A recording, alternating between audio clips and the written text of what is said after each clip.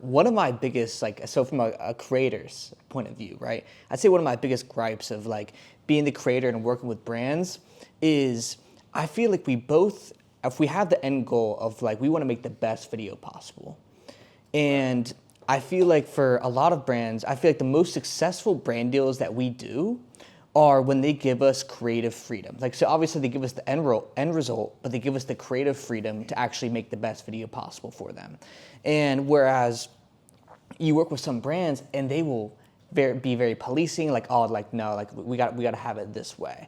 And I think there's certain frameworks that you should like obviously follow, like within the brand guidelines and everything, but I feel like as a creator, you know what's going to work best for your particular audience. And sometimes brands will try to put their own intentions, and it's like, it collides. What would you guys kind of say about that? Which, I mean, it's just a battle of just kind of just like, hey, you're the creator, this is how you make the content, that sort of thing. But then the brand also wants to be, you guys have values, you know, like the owners of the brand, they have certain values and things that they want to portray and perception of the brand. They don't necessarily want their product being put in a certain light. They want those sorts of things. So I don't know. It's kind of a weird dynamic when it comes to that sort of thing. I guess like us looking at it from a creator perspective, we always want to just be able to try to make the best video possible and get the product as many eyeballs as possible. Well, keep in mind, I think yes and yes. So, you know, why would you hire an interior designer and be like, and if they have a style and that's why you hired them for that style, and then you go, yeah, actually, no, just do gray and brown. And they're like, why am I here? Like, why didn't you pay me? Like, so, but not everybody is that, right? You guys are able to create that original style that works for the audience. You're very ingrained into and very in touch with that. Most brands, the brand guidelines, like we have brand guidelines, of course. If we're doing an actual campaign where we go, we want to have 100 of our influencers talk about our new LED toothbrush, or the fact that we launch in Nordstrom, we're doing a campaign and you have to mention Nordstrom, you know, that makes sense, like a flight of a campaign. Only like, I would say 1% of brands actually are validated in the rigidness of their guidelines.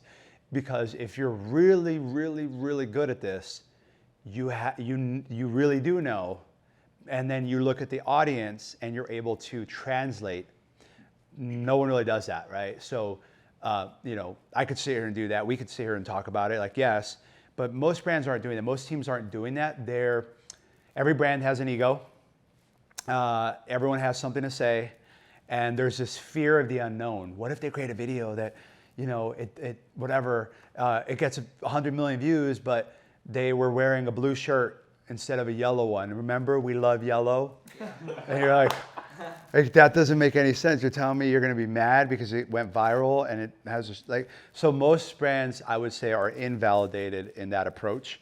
It's simply a power struggle, and it's a clash of I know better than you, and it's a little bit of elitism as well, of like, don't you dare, you follow these guidelines, unless they have like a fully scaled out program where they have to have, you know, McDonald's has to have a way to make the burger. You know, like you can't, you do it how you want to do it today.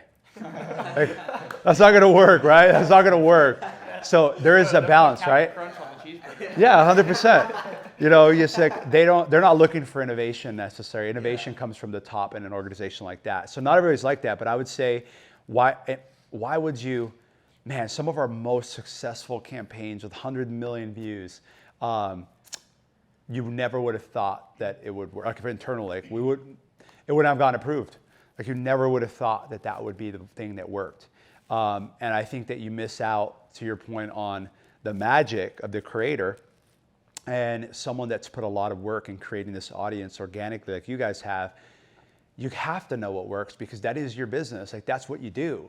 Yeah. And so part of hiring someone like you guys, let's say do a brand deal, I'd be a fool not to include your guys' creativity because most of these people haven't created a TikTok video in their life.